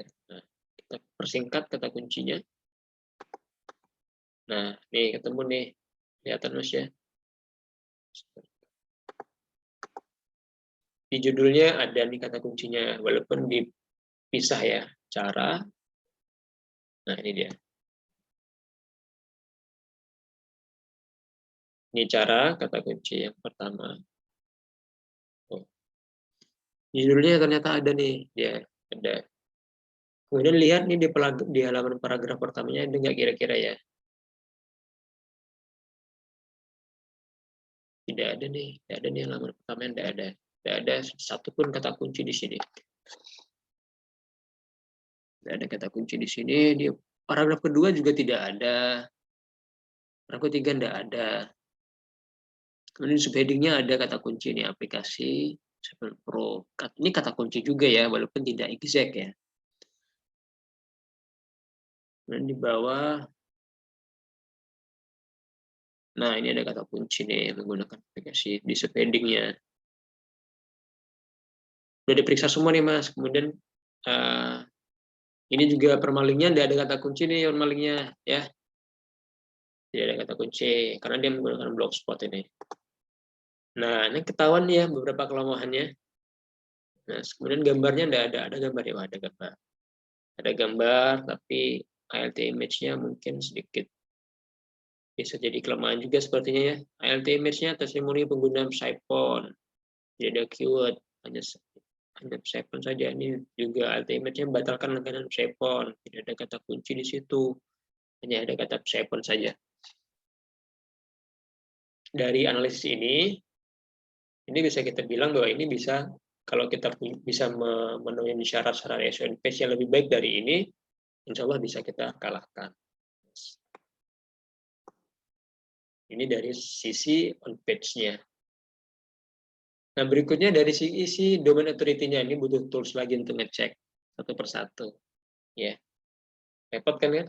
Repot banget, Mas. Makanya tool-tool seperti ini akan sangat membantu.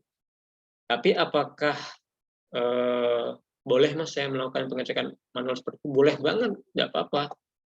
Asalkan ada tenaganya, boleh, oke. Okay. Apakah Mas mau melakukan? Jujur saya tidak melakukan, Mas. Kalau untuk blog-blog pribadi, saya dapat keyword, ini sepertinya skornya sekian, saya babat. Lalu kenapa kita penting mempelajari? Lalu apa pentingnya kita mempelajari ini? Ini biasanya ini digunakan untuk project-project ya, project SEO, klien itu pasti menggunakan riset seperti ini. Atau teman-teman pengen mempelajari di dalam soal analisis kompetitor ini juga boleh digunakan. Harus tahu juga dan sebagainya. Nah, ada satu lagi yang bisa diperhatikan. Kita lihat dari meta title-nya. Dari 10 ini kita cek satu-satu nih, manakah meta title yang paling mendekati dengan kata kunci cara menggunakan Sipon Pro. Ada di paling atas nih. Ini ada kata kuncinya, cara menggunakan udah pasti ada. Ini juga cara menggunakan ini ada. Ini cara setting, ini udah mulai meleset ya, meleset.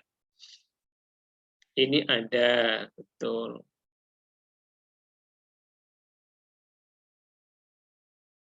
Ini ada. Sini sudah mulai meleset juga. Nah, kalau kita perhatikan semakin ke bawah, semakin tidak ada keywordnya, Mas. Perhatikan cara mengubah pendidikan menjadi semakin tidak ada keywordnya di meta title. Nah, dari sini saja kita bisa lihat bahwa ini kita bisa masuk di 3 pos nih, di 3 posisi ya. Di 1 ini yang di Helmi Kediri ini, di 2 dan 3. Jadi kalau kita bisa memenuhi apa yang tidak mereka penuhi, ya insya Allah bisa naik. Untuk mengisi posisi 1, 2, 3 ini, di antara 3 ini. Dengan syarat pastinya ya, SEO page-nya kita bagus, lebih bagus dari ketiga ini.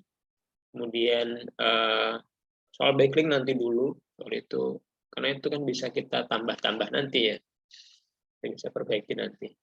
On page-nya bagus, semuanya bagus, informasinya bagus, artikelnya lebih lengkap dari mereka, insya Allah bisa masuk.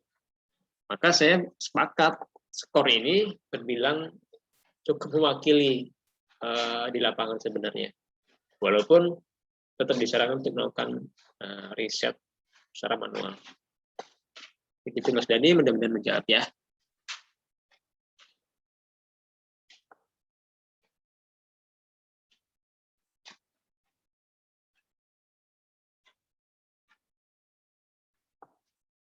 Untuk idealnya kita cari, idealnya Mas Dani lagi, idealnya kita cari keyword dengan minimum pencarian ratusan pokoknya Mas. Bermain di ratusan dulu, it's okay. Ratusan. Mas Ganden, bagaimana menentukan logo mentor keyword? Tadi sudah, AIL tidak pakai lagi Mas, itu ada pendekatan lama ya.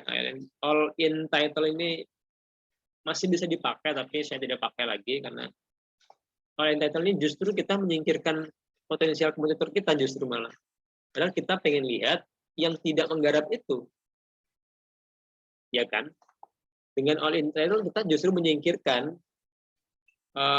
web-web yang menjadi potensial kompetitor kita. Mas mungkin boleh jelaskan tentang konten cluster nanti saja Mas ya, mohon maaf supaya kita tidak terlalu luas. Nanti takutnya yang lain bingung lah. Mungkin nanti kita bikin bahasan terus ya.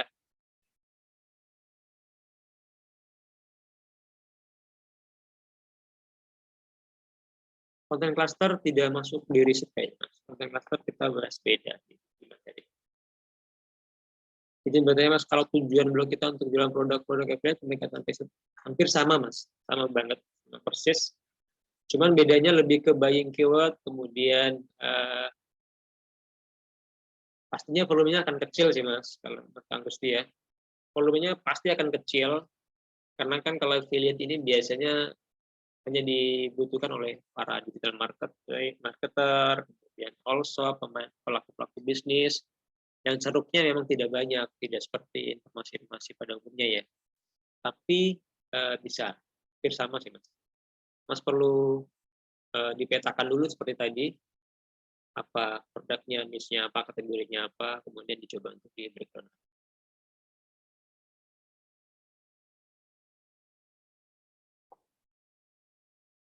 Efektif Mas dari Mas Aras, efektifnya dalam satu artikel menggunakan Mas beberapa keyword.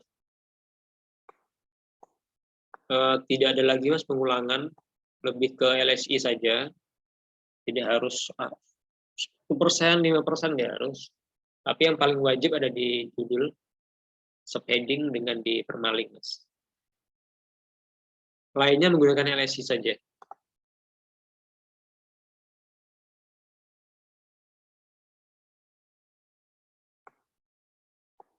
Oke, dari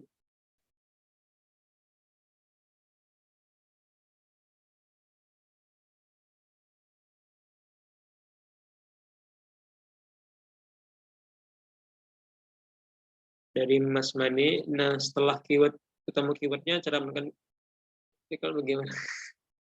Kayaknya kemarin sudah Mas, di materi yang live streaming kemarin nggak ikut ya Mas Mani ya?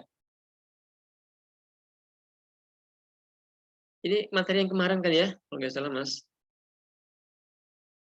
Di live streaming yang kemarin. Mas Adis tanya Mas, kalau untuk web jualan bagaimana caranya? Mungkin seperti marketing. Oke, saya coba jawab Mas Adis ya. Sebenarnya Mas Adis, jawaban untuk pertanyaan Mas Adis ini dijawab oleh mereka sendiri, para marketplace. Misalnya ini si Tokopedia, Lazada, dan Bukalapak. Mereka menyediakan yang namanya halaman blog. Coba tes ya, kalau Mas Adis sudah percaya sama saya.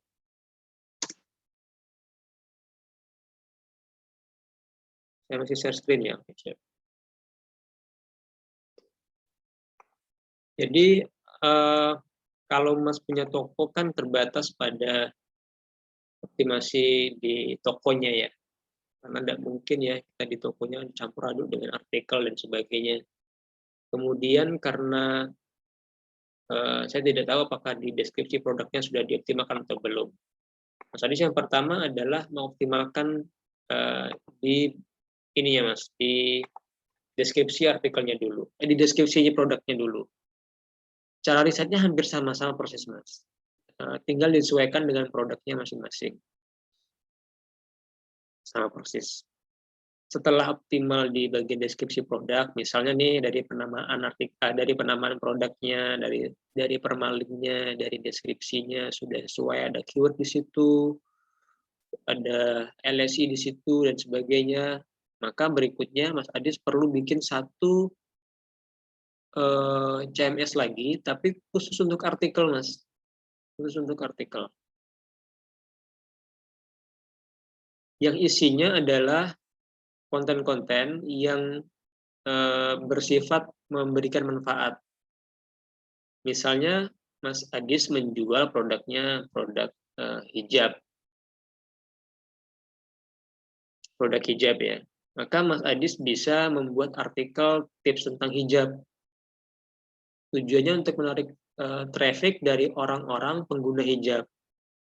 Nanti di blog tersebut, Mas Adis bisa bikin banner, bisa bikin di header bannernya, bisa di dalam artikelnya, bisa di sidebar, bisa link langsung, it's okay juga memberi rekomendasi ke tokonya Mas Adis.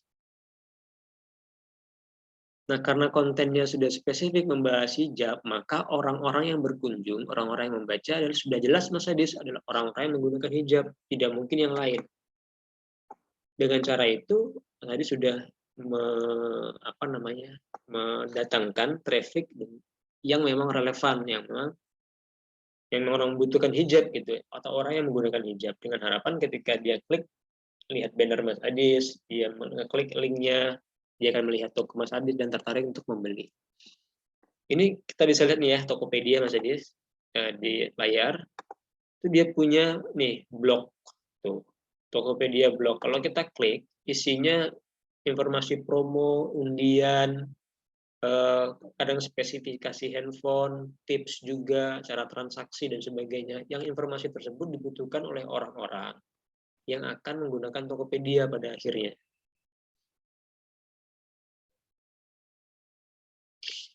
Udah kita buka ya.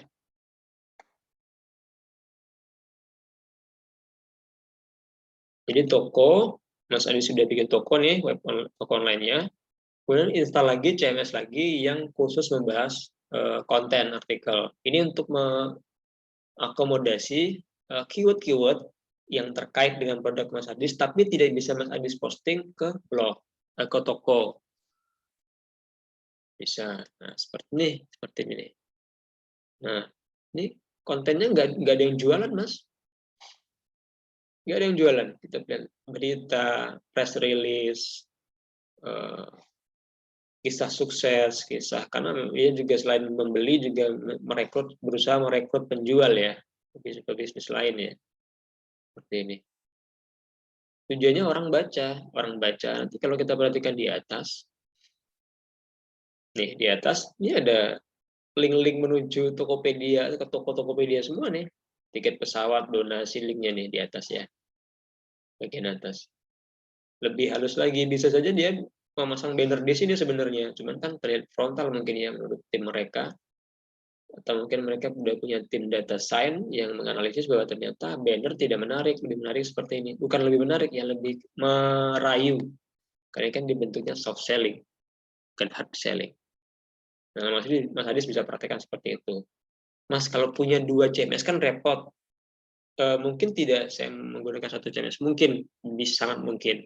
Karena tema WordPress sekarang kan dia toko dengan postingan itu dibedakan sudah, Mas. Jadi Mas Adis bisa di blog, di tokonya posting produk, di postingan artikelnya posting artikel biasa, tips dan sebagainya.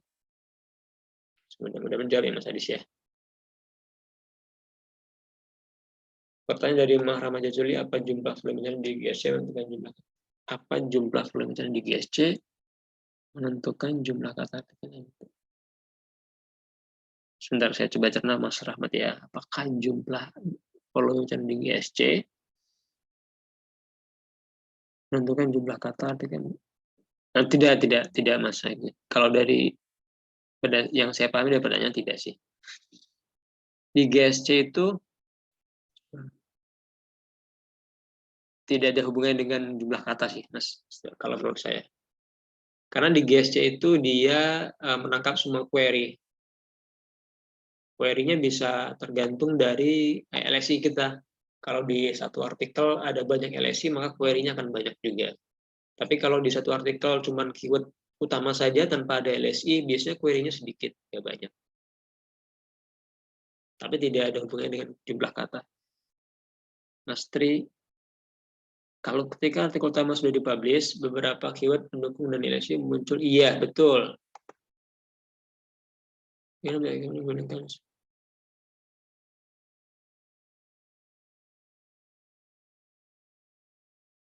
Kalau artikel baru menggunakan software tersebut nanti jadi kanibal dong, Mas. jadi kanibal kalau Mas bikin konten lagi. Nah, strategi mengambil keyword di GSC itu adalah kita lihat query-nya, tapi artikelnya tidak akurat. Misalnya nih, artikelnya tentang ABC, query-nya CBD. Artinya, mungkin pengunjungnya ngeklik, tapi dia tidak mendapatkan apa yang dia butuhkan, Mas, sehingga tidak akurat. Apa yang dia cari ini, tapi yang diklik ternyata ini, itu sering kejadian. Oh. Dan saya juga sering mendapatkan, saya cari ini nih, saya klik, tapi ternyata bukan ini. Jadi di GSC bukan muncul semua query langsung kita bikin artikel baru, Mas. Salah, itu justru akan bunuh diri kita. Karena akan saling bunuh. Kita justru mensortir manakah query yang masuk ke kita, tapi mungkin berhubungan tetapi tidak akurat. Masih jauh gitu informasi yang kita sajikan. Yang kita sajikan informasinya ini, query yang masuk ini, berarti kita harus bikin satu artikel yang menurut query tersebut masuk, tapi tidak berhubungan dengan konten yang sudah kita punya. Jangan membuat, ini kita dapat query nih, yang sebenarnya masih sangat berhubungan dengan konten tersebut, lalu kita bikin lagi dengan kata kunci query tersebut. Jangan, sebaiknya jangan. Justru akan kanibal ya, kanibal.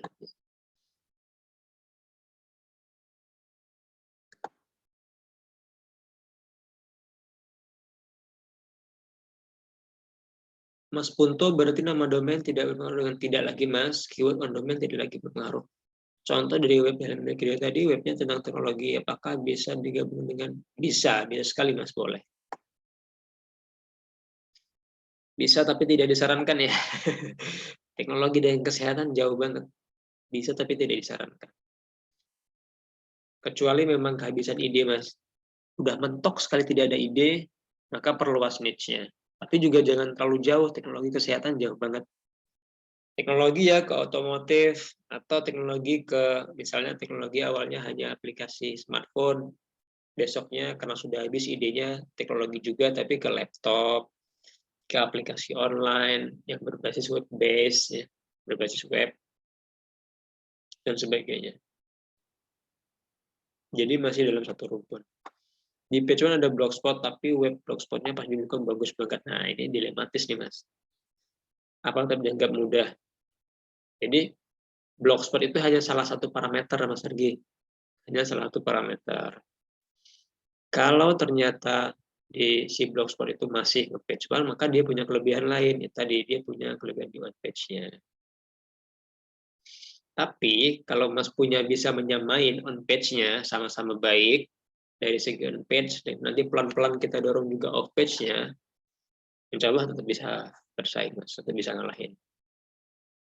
Berarti Mas Hadi tinggal meniru tuh strategi dia, tapi diaplikasikan ke web Mas Hadi. Dari kebanyakan kasus tergeser, Mas. Tergeser. Baik, Mas Mani, terima kasih sudah hadir.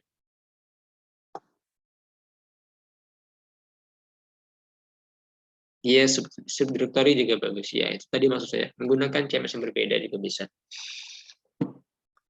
Terima kasih Mas Rizwan sudah ditambahin, betul sekali. Cara membedakan short sama long tail biar nggak kanibal keyword dari hasil riset bagaimana, Mas?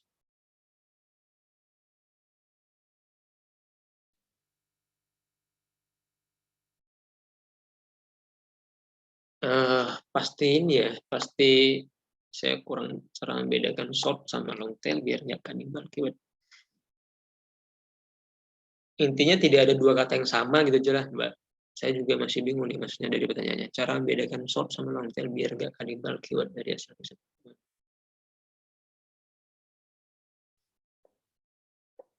Kan kalau short itu bagian dari long tail ya, Mbak ya. Kalau dia mengandung, misalnya short tail-nya mengandung kata dari long tail, tidak pasti kanibal, Mbak. Tidak bisa tidak kanibal, pasti kanibal. Karena kan short tail itu bagian dari long tail ya. Misalnya cara membuat tabel di Microsoft Excel, Microsoft Word 2007. Terus Mbak bikin cara membuat tabel. Jadi tetap ini kanibal jatuhnya. Kecuali Mbak bikin gini, cara membuat tabel di Microsoft Word dengan cara membuat tabel di WordPress. Nah, itu membuat tabel, sama-sama membuat tabel, tapi WordPress. Nanti Google akan paham dia cara membedakan konteksnya. Itu beda. Satu WordPress, satu Microsoft Word. Tapi kalau Mbak bikin cara membuat tabel di Microsoft Word 2007, terus Mbak bikin lagi artikel cara membuat tabel, udah pastikan Mbak. Saya riset satu keyword, review merek A, ternyata volumenya sangat kecil. Tapi CPC ya, Mas. Wah, sangat jangan, Mbak. Jangan, Mas Sergi. Volume 10, 20 tidak, jangan diperjuangkan.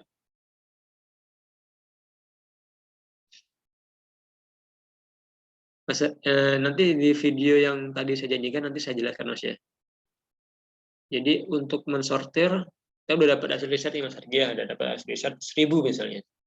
Jadi ada satu cara untuk mensortir dari CPC, dari persaingan, dari volume. Nanti saya bikin videonya insya Allah.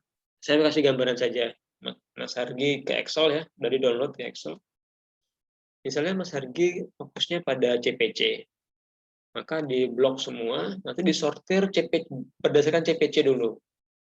CPC, sudah, nanti akan diurutkan yang gede dulu, gede ke kecil.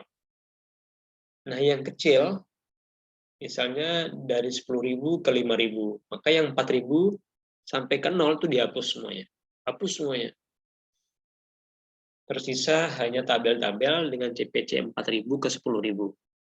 Kemudian select all lagi, disortir kali ini apa nih pertimbangannya? Apakah Mas lebih ke persaingan atau volume? Misalnya ke persaingan, berarti disortir lagi, patokannya ke persaingan. Persaingannya adalah dari yang terendah ke tertinggi sortirnya. Tertingginya Mas patokan misalnya 15, berarti yang 16 ke atas dihapus. Tersisa yang paling rendah ke 15. Yang tersisa disortir lagi Mas. Patokannya sekarang adalah volume. Mas tentukan dulu volumenya minimal berapa. Misalnya 200. Berarti yang 200 ke bawah, 199 ke bawah dihapus semua.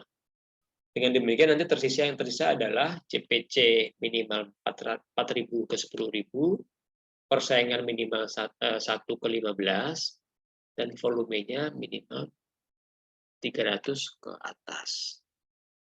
Itu Mas Argi cara sortirnya. Mas Argi harus punya patokan dulu nih. Apakah CPC, apakah persaingan, apakah volume. Masing-masing punya kriteria dulu. CPC-nya mau berapa, volumenya mau berapa, persaingannya mau berapa. Nanti yang mana duluan itu jadi patokan paling utama.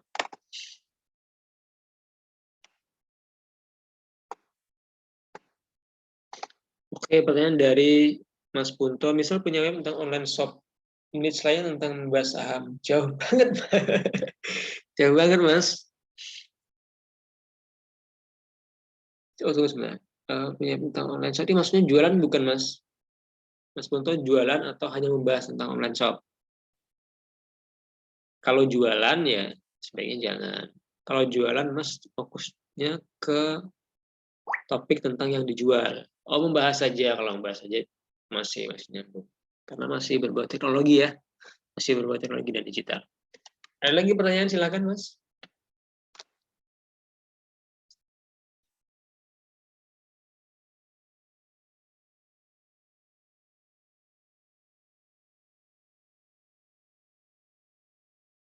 Baik, karena tidak ada pertanyaan lagi, mudah-mudahan materi tadi bisa diterima dengan baik. Dan kalau ada pertanyaan lagi nanti susulan boleh kita di kelas saja, nanti akan saya share videonya, rekamannya. Terima kasih teman-teman semua sudah meluangkan waktu. Sudah malam juga, udah jam 10. Selamat istirahat untuk semuanya. Mudah-mudahan besok lebih semangat. Hari Senin soalnya. Sekali lagi terima kasih. Mohon maaf bila kekurangan. Sampai jumpa di live streaming berikutnya. Insya Allah nanti akan bahas Shopee pengennya ya. Terima kasih sekali lagi. Saya ucapkan Assalamualaikum warahmatullahi wabarakatuh.